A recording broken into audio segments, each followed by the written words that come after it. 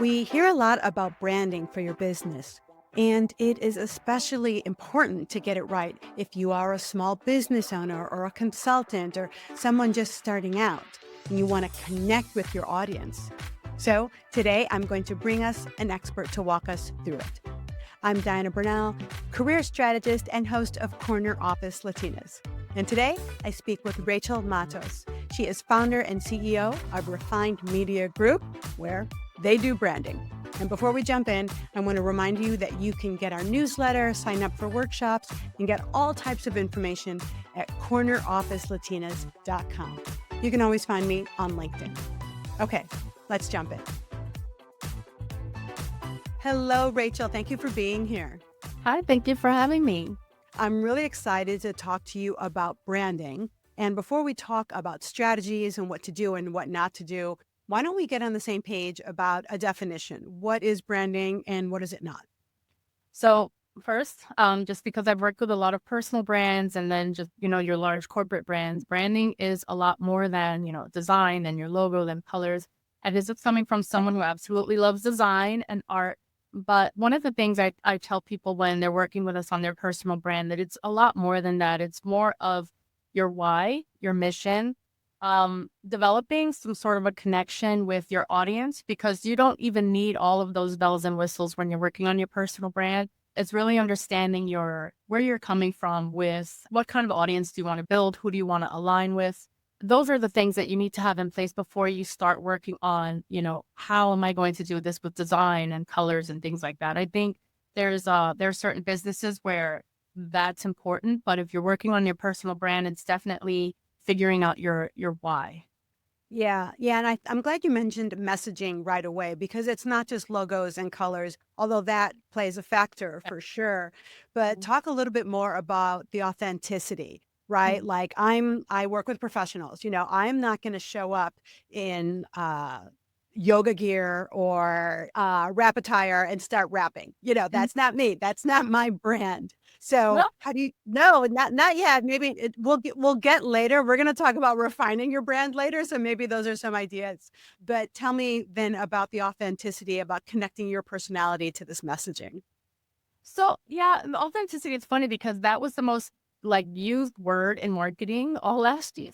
Yep. And it's funny because even though it was the most used, a lot of people still don't seem to understand it, because it doesn't mean to just show up with all of your authentic self. There are a lot of things you should keep private, and it's okay to keep those things private. Thank you. Please do. Yeah. Authenticity, it definitely means not just that you're just showing up as yourself, because that to me, it's very easy to say that, but a lot of people are like, but what is that? There's so many things about ourselves that we're still trying to figure out. How do we show that to the world?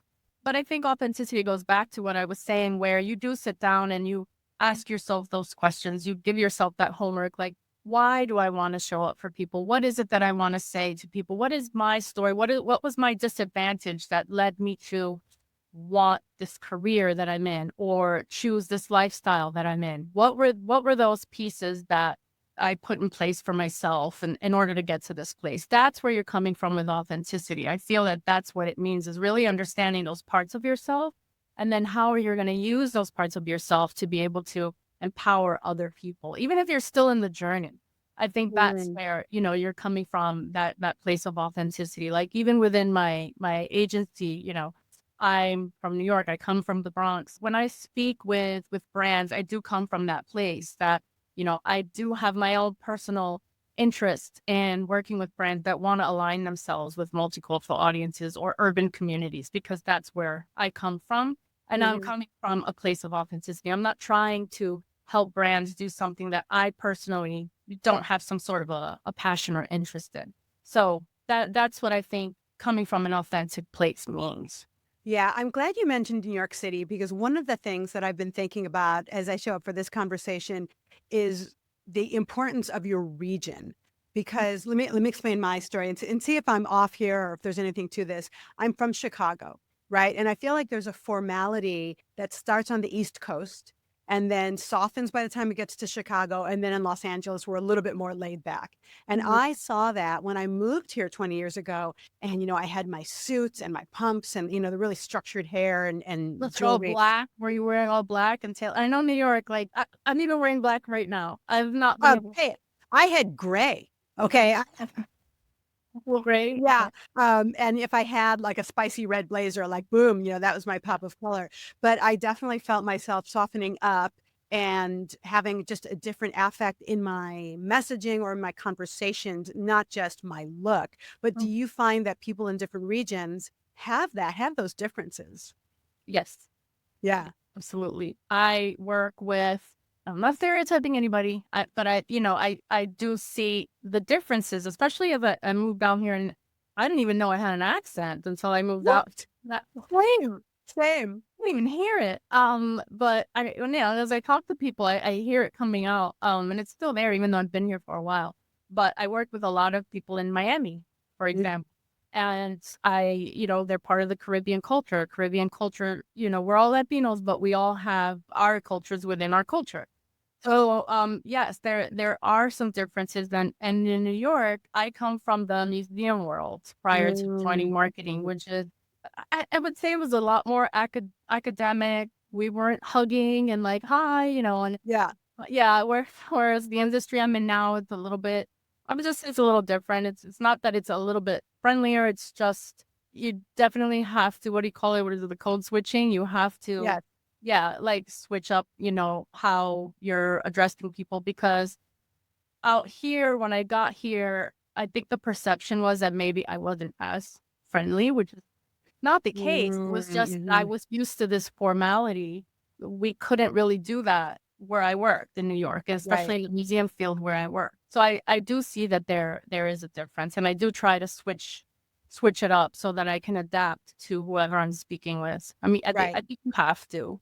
Yeah, but you can still be professional and you can still have the nuances of how you Mhm. speak to people and what you say to people. So let's talk a little bit about your business today. Mhm. What do you do and how did you get here? So, as I said, I started in the museum field. I'm not gonna date myself, but I was in there for a long time. I was Yeah. a lecturer. I even did studio instruction. I'm an exhibited artist, so I have a background in just, the creative field. And I moved out to Los Angeles, and the museum field was very different out here. It's very spread out, not like New York. I was able to Right. work in one museum during the day and then go lecture, at the Guggenheim at night. And, I can go to grad school and just hop on a train. It was a lot easier to get around. Here, I just found it was difficult to navigate the kind of life that I had in New York with that. So, I had this thing where I really wanted to understand the city, so I started a blog. I started Of an course art. you did. Of course you did. That was the thing to do at that time. So I was like, all right, let's start a blog. And like, now I need things to write about. So I was Mhm. just going everywhere. I wanted to just learn everything. But because I'm kind of a nerd, I needed to not just learn, I needed to write about it. Like, I needed to do something with what I learned. I couldn't just like sit with it. So that led me to meeting people who were also starting a blog and the new industry. And we were like, hey, people are making a little money out of this. What is this new thing? Which eventually led me into this, wasn't even called influencer marketing at the time, to work with people and companies and brands who wanted to connect with Latinas because now I was part of this network. And at the time they were called Latina Bloggers Connect. Today they're known as We All Grow Latina Network. And that was the big moment in my life that changed my career entirely. And I was able to bring in my background in storytelling and community building and into this new space. I remember doing crazy things on Instagram Like before it what? was even a thing. I remember we were doing chats on Instagram. Like we would go in and comment as a chat just to get like and now, it's common. You just go in and you have, that engagement. That when Instagram started, it really wasn't they were like Instagram chat parties. It was like, we used to have Twitter parties. I don't know if we're still doing those, but Oh God. Twitter parties. Because if Um, you say X party, that brings up a whole different web page. That's no, no, no. not what Yeah, we're talking about here. and then that's connected to some other things now. But back then it was like Charmin and rated G things were happening in Good. those Twitter Good. parties. But yeah, we were part of that whole thing. It was like 2010, Mhm. 2011. And it just evolved from there. But I always wanted these apps to evolve in a way their conversations were a lot easier and in real time. So I was always Mm, doing stuff like that. And eventually that's where it led. But we were working with campaigns. I mean, sometimes like a dozen at a time. And then eventually, things evolved. The industry became what it is now. And I worked at CAA for a little bit under a company called the Brain Trust. And we were doing some influencer work, specifically beauty brands. And I launched my own agency where we focus on multicultural campaigns. We work with brands. We just wrapped up something with Cricket Wireless along with another agency. I do, collaborations with other agencies as well. This was an agency called Bria Media. Kia is one of our long-standing partnerships that we have where we just got approved for some more events. We're their first experiential lifestyle vendor. And yeah, that's pretty much most of what we're working on. And I do get requests for personal branding, and small businesses that we work with as well. good. Well, let's talk about that space because I think a lot of people who listen to the podcast are in either the personal branding Mhm. interest or maybe even their small business like me. So, what are some of the key tips that you would want people to take away for their own personal branding? When I say personal branding, I still mean in their professional world, right? Mm. How they're presenting themselves personally, how they're navigating in their world. I think one of the biggest things that I did is I'm working on my personal brand this year. And I completely understand, like, especially women, like in our shoes, we're trying to build our business. It's like, when the heck do we have time to build a personal brand? Very difficult to find the time to carve it into your day to do Yeah. that. It's laborious. It takes a lot of time to do that. So I do recommend a few things. First, like I said before, was to really identify what were your, maybe your disadvantages in your life that has led you to do what you want to do. Like, why did you become a lawyer? Why did you become an author? Like that, why? And really identify that and have that time for yourself to get really clear on what that message is. And then the harder part is how do you take that message and then start distributing it out as content? That's where you need to develop a strategy for yourself. And if you don't have the means to find somebody who can mentor you or a coach, there's plenty of resources online. One of the resources that I personally love, she gives a lot of free stuff. Her name is Sina Port. I think she's really great at helping women to find what their personal branding is. She already has it all set up and everything for you to get tidbits from it. I really love her approach. And, you just take that time for yourself and then you start figuring out where you're going to distribute that. And the other thing that I did as part of her program that I just completed was that she has to do a cleanup of your social media, a cleanup Oh, thank God. and unapologetically doing it. And that was the best part because 10 years ago, 12 years ago, 15 years ago, I was blogging and there's stuff there that, I'm really not in that space anymore. And I deleted so many things. I unfollowed a lot of people because the people that I was following on my account are people that I see their content through my clients. So Hmm. I don't need to see everybody's account 3, 4, or 5 times. So if anybody there's watching that and they saw that I unfollowed, that's why I see your content, but I'm seeing it Yeah. elsewhere. Facebook, I just cleaned everything up just to remove, like, that energy Hmm. just from me so that I can start fresh and start thinking from, like, a place that's a little bit like a cleaner slate.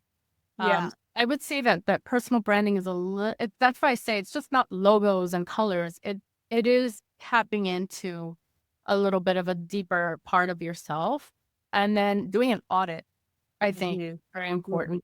We've all probably been online for a while. Like maybe we need to go in there and clean some of those things up because it's all about perception and how people are perceiving you and can they trust you and do they resonate and do they have a connection with you?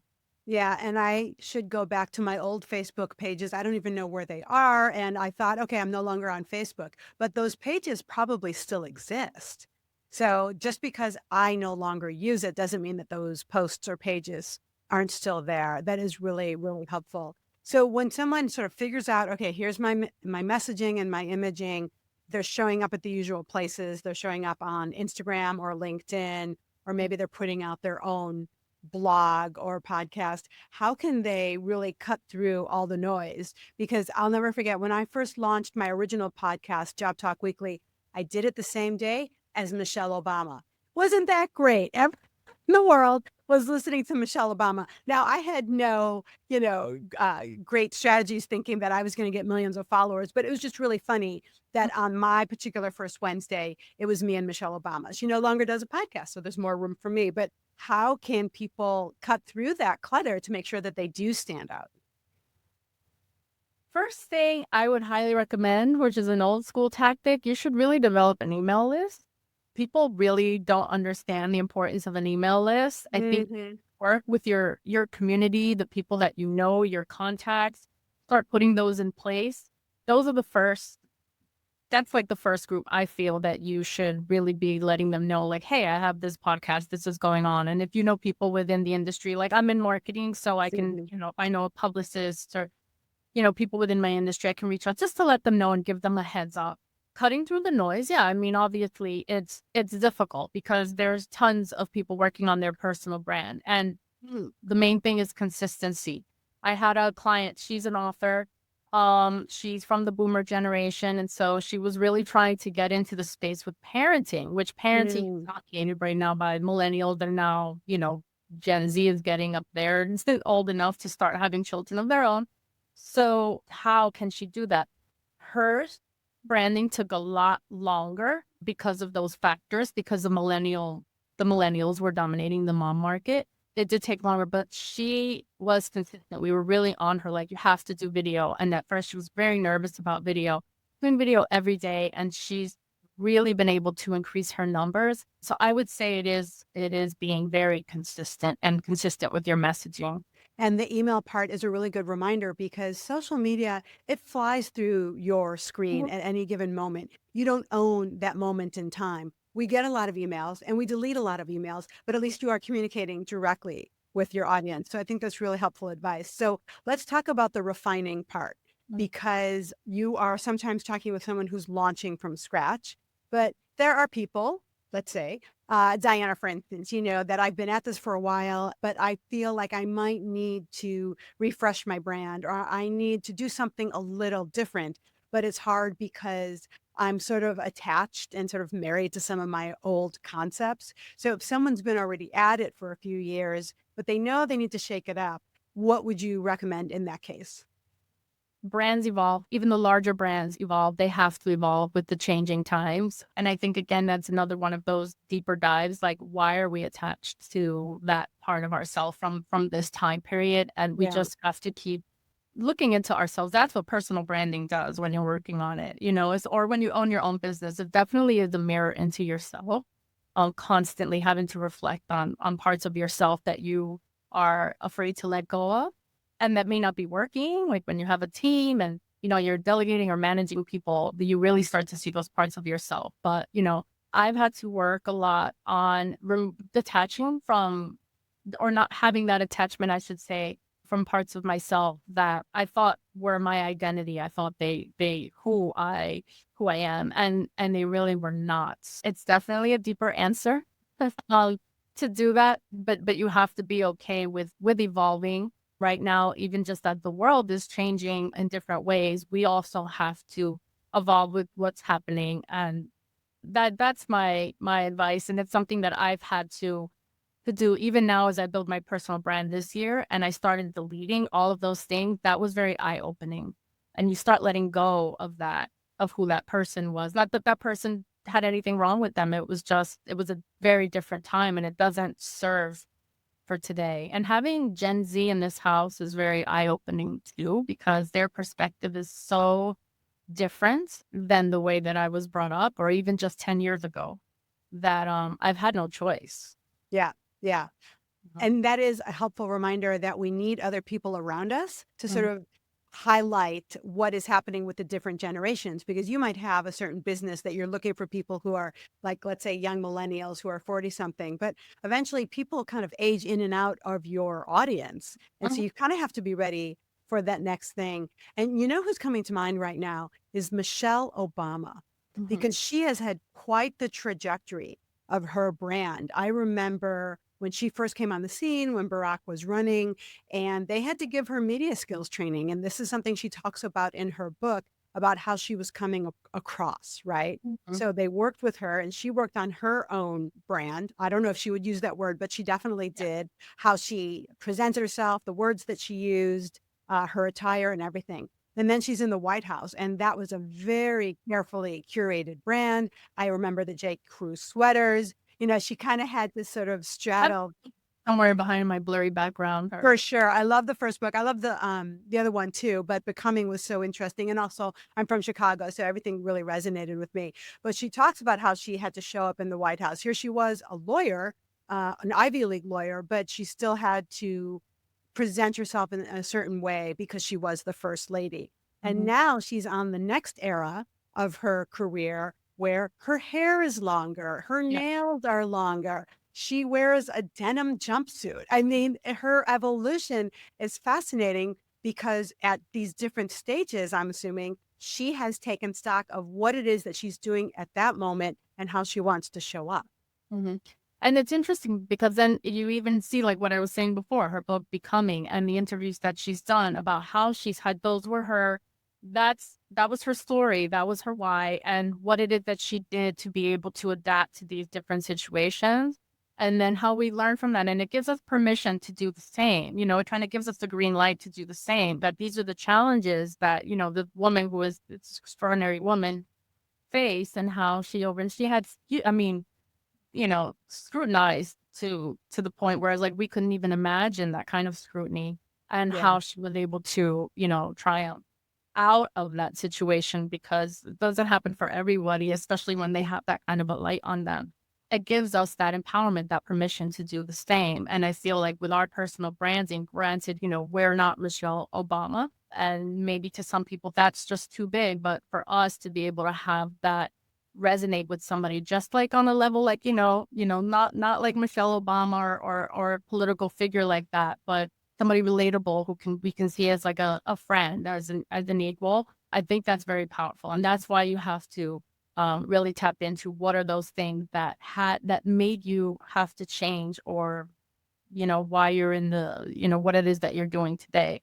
I think that's what's really important first before you start diving into, well, what content am I going to put out there? I think just Yeah. really understanding those pieces of yourself. Yeah, it's the permission to give yourself that I'm going to show up in a certain way. I'm going to let my hair be this way. I'm going to say these things, but Mhm. also sort of overcoming that fear. Because Yeah. I remember how afraid I was in the beginning to sort of come out there and start talking about myself and start talking about my work. Oh, it's really hard to do that. That's why it's Yeah. like, if show up as your authentic self, like, okay, but what? Yeah. But even showing up at all and saying, "Hi, I'm Diana, and this is my service, and this Mhm. is my what I provide, and this is how you can join me and get what you need, etc." The only way I'm going to serve people is if I show up and say, "Hey, I'm Diana. Here's what I do. And Right. if you want to follow me, come follow me here. If you want to listen to the podcast or do all the things that we have those options." But it is difficult. You have to just go for it. And I Mhm. have a little trick, by the way, in case I'm getting a little just either tired or afraid of posting something. I will sometimes post in the morning because in the morning I'm still groggy and I'm like, the hell with it, just post. I put something on LinkedIn and maybe I schedule it to go out at noon or something. But for some reason, I guess I have more guts in the morning. Maybe I haven't been impacted by the news of the day or other people that Yeah. I let myself do things at a certain time. So maybe people have to find what works for them. Are they most ambitious on the weekends, on Monday nights? Kind of find your groove and when to take advantage of that. Me, the weekend I'm able to do more if I'm working on any personal brand stuff because I don't feel the pressure of that my clients are emailing me or the and Yeah. I'm working on this, I'm able to just like take a breather and focus on it over the weekend and write my notes and Hmm. what I want to do. My main issue, and a lot of women have this, is that I'm a perfectionist, and that's something that I'm working to stop and Yeah. to just get the content out there. It doesn't have Yeah. to be this production, but I'm so used to doing that for my clients that I want to treat myself and my work the same way, but then it's never going to get done if I keep doing that. Yes, and I had a boss early on teach me don't confuse the perfect with the perfectly good. Hmm. And I think you're right that like yesterday I was recording a video, as a matter of fact, and I recorded it, I don't know, maybe 5 times. And then finally I was done, but it still had to be good. Could I have done a sixth take? Maybe, but at some point you just kind of have to go with something that is good. Maybe it's good enough for now. It's not bad and it doesn't go against what you've been doing, but we just have to force ourselves to do this stuff. Yeah. And that's also like my art background. Like I'll see some people that they have like the best equipment and they, the video quality and I'm like, but yeah, you have to let that go. I mean, I suffer from that too. So if anybody who's listening who suffers from that, Yeah. I get it. But even I have to tell myself like, let it go. Just get it out into the world. Well, that's where your art background hopefully can then be helpful because art is in the eye of the beholder. Is Mm-hmm. that painting supposed to be that dark orange or is it supposed to be a little lighter? I don't know. It's on the wall. And so someone decided this is good and we're going to go with it. So we kind of have to give ourselves that permission. Let's talk about the audience before we go, though, because one of the things that you noted in the article was about knowing your audience. So we talked a lot about knowing yourself, knowing your mission, what message you want to get out there. Talk a little bit about how you know who your audience is. That way, then you can start lining these things up.